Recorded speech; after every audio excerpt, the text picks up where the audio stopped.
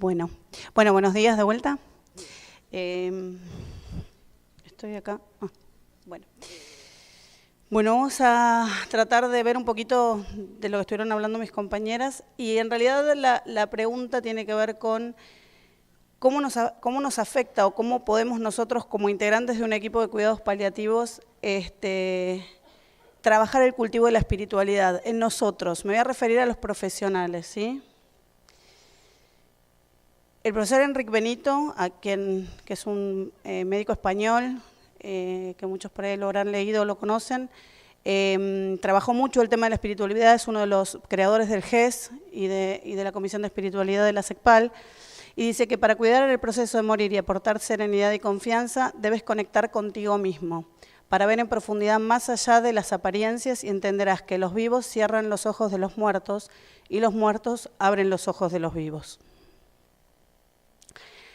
Siempre hablamos de esto, ¿no?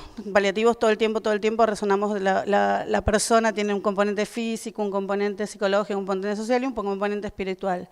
Pero les recuerdo que los profesionales también somos personas, con lo cual nos identificamos con los mismos componentes que tratamos de evaluar siempre en los pacientes. Estas son definiciones de espiritualidad y hablaron mucho las chicas antes y es importante que lo tengamos en cuenta como un componente integrado en salud. Hasta la Organización Mundial de la Salud lo define, ¿sí?, dentro de la integralidad en salud. Y tiene que ver muchas veces con los que están cercanos al final de la vida, con la necesidad del perdón, la necesidad de reconciliación y afirmación de valores. En el Oxford, que es el manual de cuidados paliativos por excelencia, Speck nos habla de las 3 dimensiones de la espiritualidad que tienen que ver con la capacidad de trascender lo material, la dimensión que tiene que ver con los fines y valores íntimos de cada uno y el significado existencial que cualquier persona busca. Volviendo a Enric, lo que nos dice es que el profesional que trabaja en este entorno, en principio, debería haber elegido este trabajo. Los que trabajamos en cuidados paliativos o nos inclinamos a trabajar en cuidados paliativos, es muy importante que desde el conocimiento que nosotros tenemos de por qué elegimos, siempre hay un por qué uno eligió trabajar en esto. Y es importante tratar de descubrirlo si no lo sabemos. Tenemos que ser conscientes que tiene un riesgo, ¿sí?, pero que también tiene una oportunidad de trabajar en ese entorno. Y el riesgo muchas veces de trabajar en cuidados paliativos o trabajar con las personas que sufren en otras áreas que no tengan que ver solo con cuidados paliativos, puede ser terapia intensiva, puede ser emergencia y demás, tiene que ver con la fatiga por compasión, el burnout o estar quemados, como se dice habitualmente. Y volviendo a lo que hablaba hoy Lorena, tomé la misma filmina que ella, con respecto a, que se la pedí prestada de hecho, con respecto a lo que tiene que ver con hospitalidad. Y dentro de la hospitalidad está implicar encontrarse consigo mismo sin miedo y en paz. Y esto es algo que tenemos que trabajar nosotros mismos como profesionales para poder enfrentarnos con el otro. Dentro de lo que es presencia, estar presente de manera consciente. Y esto se trabaja. Como podemos trabajar la comunicación, podemos trabajar la conciencia.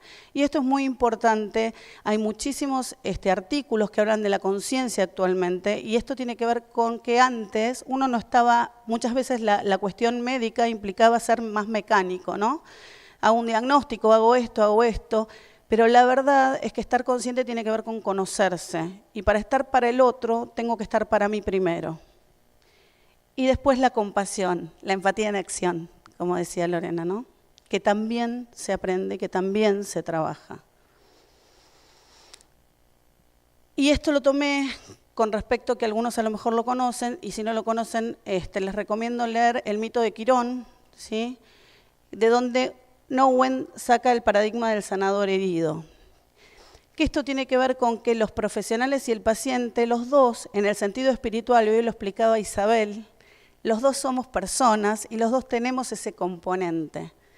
Y algunas veces, y todos, tanto el paciente como nosotros, tenemos heridas, ¿sí? Tenemos heridas y a veces son comunes con los pacientes y otras veces son distintas. Algunas pueden ser más visibles y otras pueden ser mucho más ocultas y las voy a tener que buscar. Y cuando hablo de conciencia plena, hablo de tratar de buscar en cada uno de nosotros cuáles son esas heridas, porque muchas veces son las que terminamos enfrentándonos con los pacientes, ¿no? Y nuestra condición humana, porque esto tiene que ver con la condición humana básicamente.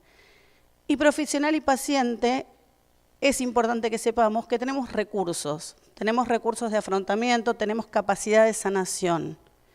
Y esto también se desarrolla y muchas veces están muy desarrolladas y algunos las tenemos más a flor de piel y otros las tenemos que buscar en forma más interna, en nuestro interior.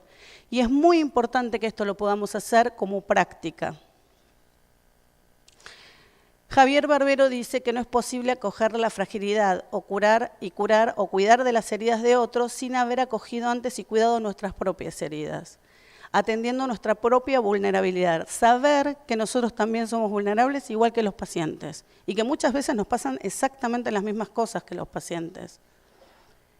A partir de eso, reconocer e integrar nuestras propias heridas, seremos más capaces de reconocer, comprender y acompañar las heridas del otro.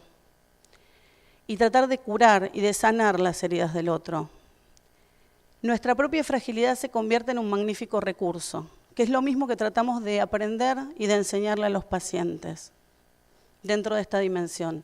Si somos capaces de potenciar, si somos capaces de potenciar en el otro, en el reconocimiento de sus recursos sin negar sus propias heridas, también estamos consiguiendo que esa persona, el auténtico protagonista del cambio, saber que él puede, pero porque nosotros también nos conocemos las limitaciones o no que tenemos frente al otro. Y esto es muy importante que lo tratemos de hacer, ¿sí? ¿Qué tenemos que reconocer? Las heridas pueden ser personales. Nosotros también tenemos miedo. Somos personas como todos, como el que tenemos enfrente, ¿sí? Tenemos miedo, puede ser soledad no querida, pueden ser conflictos no resueltos, pérdidas, separaciones. Muchas veces hay miedos profesionales, ¿no? O heridas profesionales. En nuestra profesión, el tema a veces de el contacto con el sufrimiento del otro nos da miedo, ¿sí? No tenemos ganas de estar con alguien que está sufriendo. Pese a que hacemos cuidados paliativos, hay pacientes que nos cuestan más, hay pacientes que nos cuestan menos, en el sentido de encontrarnos con esa persona.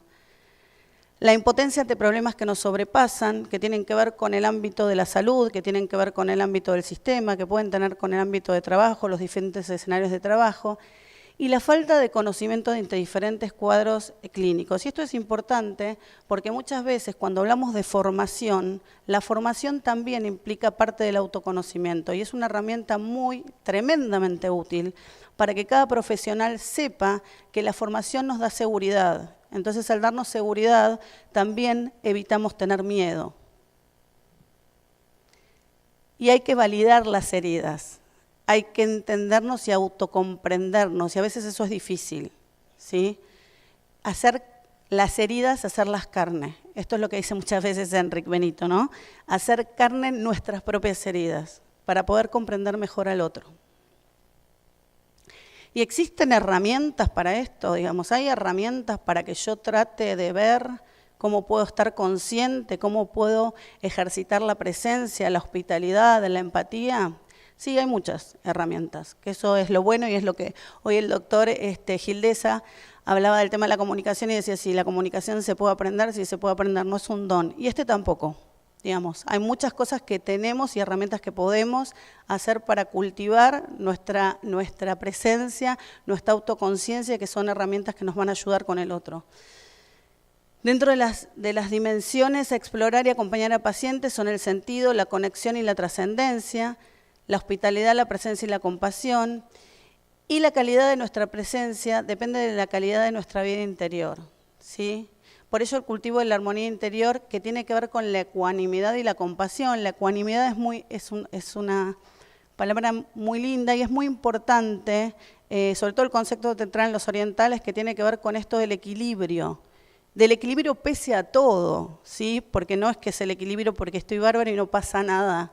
Pasan un montón de cosas y aceptar lo que va pasando.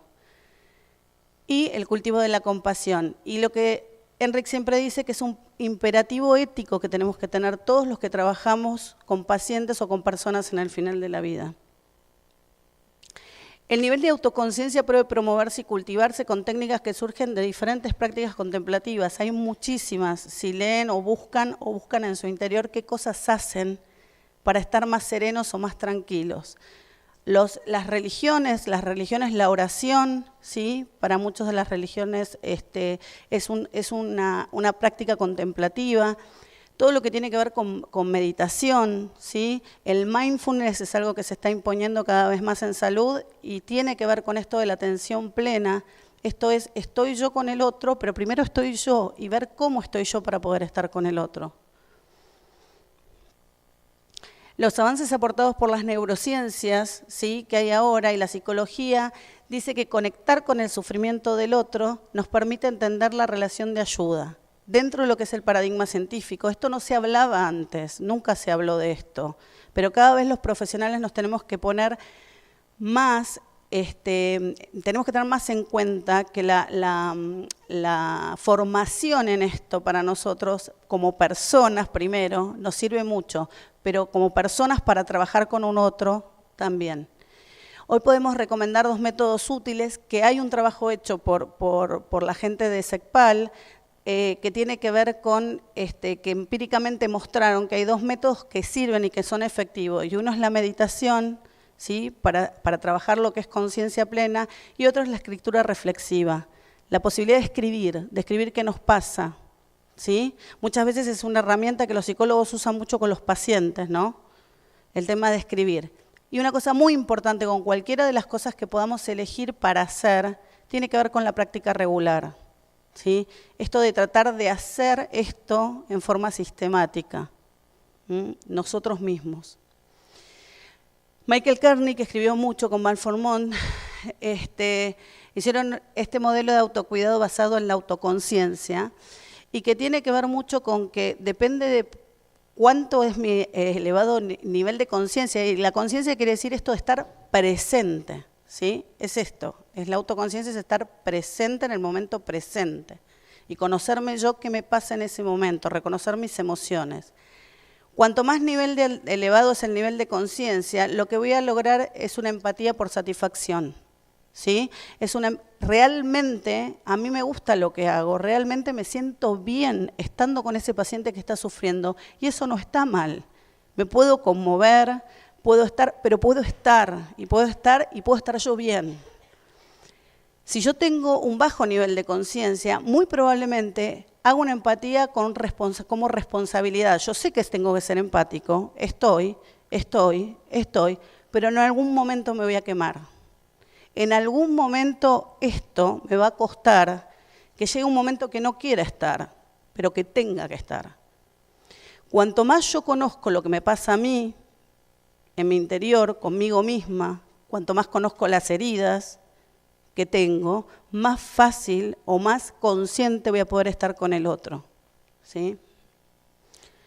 El grado de realización personal a través del trabajo es uno de los factores de resiliencia. ¿Sí? Es decir, que nos permite afrontar situaciones de alta demanda con mayor fortaleza, flexibilidad y satisfacción. Cuanto más autoconciencia tengo, más fácil, ¿sí? Voy a poder estar con el otro, en presencia del otro y ser objetivo con el otro, y ayudar, acompañar. La inteligencia emocional, hay muchísimo escrito sobre esto, cada vez se habla más, pero aparece en el año 90, ¿sí? Y es la habilidad de monitorizar nuestros propios sentimientos y emociones y las de los demás para discriminar entre ellas y emplear esta información para guiar nuestro pensamiento y nuestras acciones de forma que no sean dañinas para nosotros ni para los demás.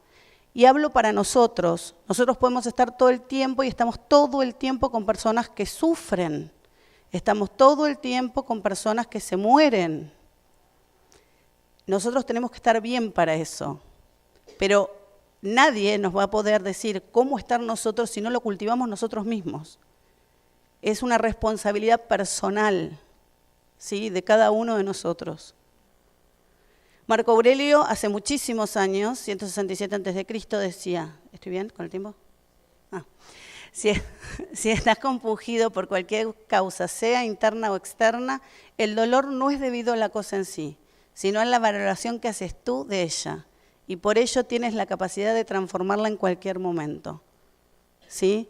Esto de, que habla mucho de la psicología positiva para los psicólogos, esto de tratar de yo estar bien primero para poder estar bien con el otro. La espiritualidad del cuidador. Nadie puede acompañar a otro más allá de donde uno mismo ha llegado.